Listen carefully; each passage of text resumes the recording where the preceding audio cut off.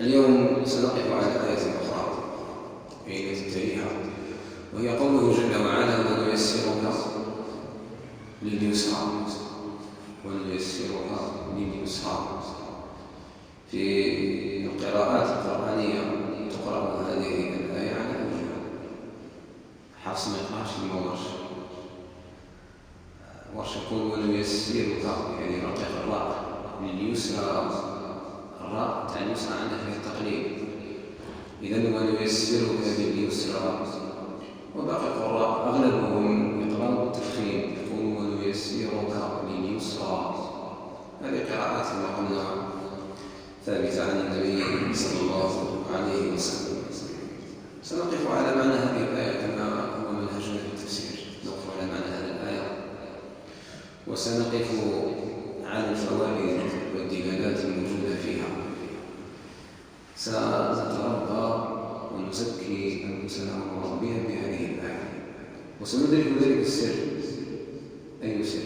السر اللي قلنا عليه أن هذه السورة تريد منا أن نصل إلى أعلى المقامات.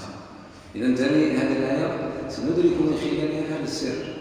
إذا كنا ما نزيد نشرح الآية إلا وأدركنا ذلك السر، تيقنا منه حتى ندرك أن هذه السورة حتما هي سورة الأعلى.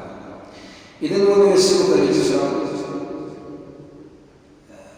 اقترحت أن يكون عنوانا لهذه الآية وتدير عنوانا لهذه الآية: ونيسرك لليسرى، التسهيل، أو الله عز وجل سهل في الطاعات وسهل في العبادات وسهل دخول الجنة. هذا كعنوان مقترح لهذه الآية. ممكن تكون هذا العنوان المقترح يعني تفهمون المضمون، لأنه يدل على المضمون. الله جل وعلا سهل الطاعات وسهل العبادات وسهل دخول الجنة. احنا لما نفهم هذا العنوان سنفهم مضمون الآية.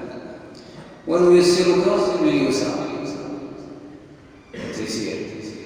كلا الكلمتين، الكلمة الأولى فعل، الثانية اسم، كلاهما يدل على مصدر واحد وهو اليسر، يدل على مصدر اليسر. إذن الكلام اليوم سيكون عن اليسر، لأن الآية هذه تتكلم عن اليسر بكلا الكلمتين. كلا الكلمتين مصدرهما اليسر، الكلام عن اليسر. أي اليسر؟ إنه يسر الدين أو اليسر بشكل عام. سندرك حقيقة اليسر وسنقف ذلك على حقيقة اليسر في الشريعة الإسلامية، وسنقف على ذلك على تلك المقولة: الدين يسر. وإن كان هي أصل جزء من الحديث النبوي المبارك: إن هذا الدين يسر. هذه مقولة انتشرت، وهذا الكلام ينتشر، وهو جزء من حديث النبي عليه الصلاة والسلام ينتشر بين أوساط المسلمين. فأحببنا أن نوقف عندها قليلا، توقف عن هذا الكلام قليلا: الدين يسر. وكيف نفهم أن حقا الدين يسر؟ لأن الكلمة هذه أريد بها هي حق، ولكن أريد بها باطل في زماننا. يعني الناس يسلخوا على الدين تاع الإسلام ويقولوا الدين يسر، يدير كما يبغي ويفعل ما يشاء ويتدين بما يشاء، فيبتغى معه يقول الدين يسر. إذا ما هو المفهوم الصحيح في هذه الكلمة الدين يسر؟ إذا هذه كلها حقائق، لأنه قلت لكم أنا في تفسير ولا في السيرة كاين الأمر يتعلق بمسألة تمس الواقع نتاعنا يلزم علينا نتوقفوا فيها، وخصوصا إذا تعلق الأمر بالمصطلحات، ببعض المصطلحات وببعض المسائل التي تمس مجتمعنا بشكل كبير، لأن هذه الفائدة تاع التفسير وهذه الفائدة تاع السيرة. نعم، الفائدة تاع التفسير تاع السيرة ليست أن التفسير تجيب أقوال المفسرين تشرح الآية ثم تفوت بدون تمعن، بدون تدبر، وبدون تأمل في معانيها، وبدون استخراج ما في باطن هذه الآية من دلالات وأسرار. الإنسان اللي يفوت على التفسير غير هكذا ما يستفادش. والإنسان اللي يقرأ سيرة النبي صلى الله عليه وسلم يقرأها قراءة سطحية يعني مجرد أحداث تمر حتى ننسى الإنسان من بعد ولا يستفيد منها.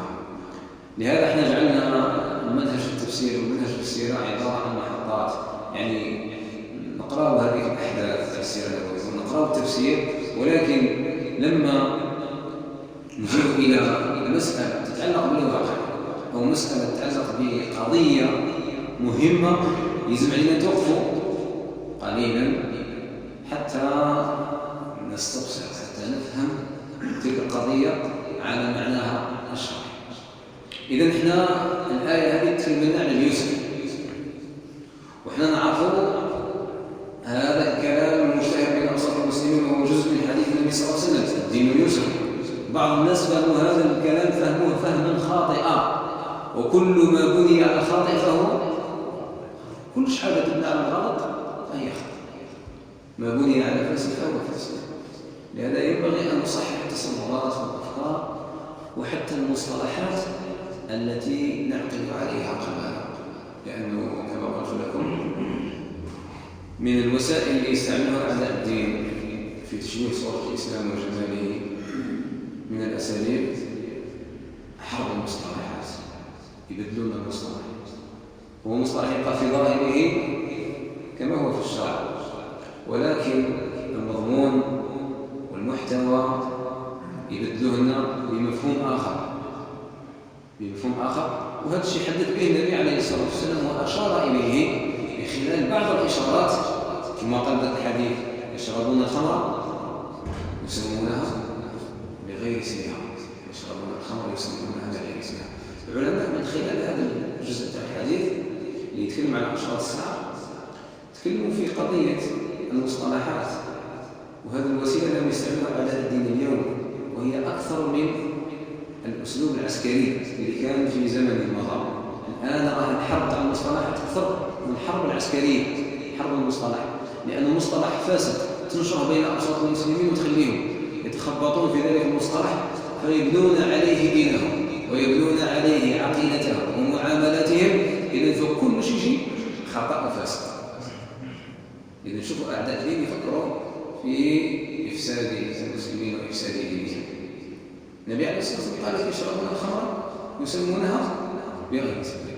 لو كان يسمي هذا الخمر كثير من الناس ما يشربهاش، ولكن لما يسمي هذا المشروب روحي يبدل لك الاسم بتاعها، هي خمر في المضمون، ولكن شوف في المصطلح مشروب روحي. أول المشروب احنا نعرف أنه المشروب حلال، روحي يعني يتعلق بالروح، يعني ينعش الروح. الناس من خلال هذا المصطلح يقعوا في المزق، أي يقعون في الخطأ، وربما الإنسان الذي حسب الشروط. ثم الآن مع باسم فاحشة الزنا والعياذ بالله، العلاقات الحميمية، إذن يعطون لها اسم آخر، مصطلح آخر، حتى يغيروا المضمون وحتى يفسدوا على الناس دينهم وعقيدتهم. الدين يوسف عندها نصيب من هذا الكلام، لهذا قلت لكم سنقف. أنا أريد أحدد لكم الكلام أو المواضيع اللي نتكلم فيها من خلال هذا الآية حتى نرتب الكلام تاعنا وفق منهجية، لأن المنهجية مليحة خلي الإنسان المسلم يركز ويتبع. ونيسرك لليسرى، سنقف أولا على مدلول هذه الآية. ونيسرك لليسرى، قلنا نيسرك الفعل واليسرى اسم، وكلاهما المصدر تاعه اليسر.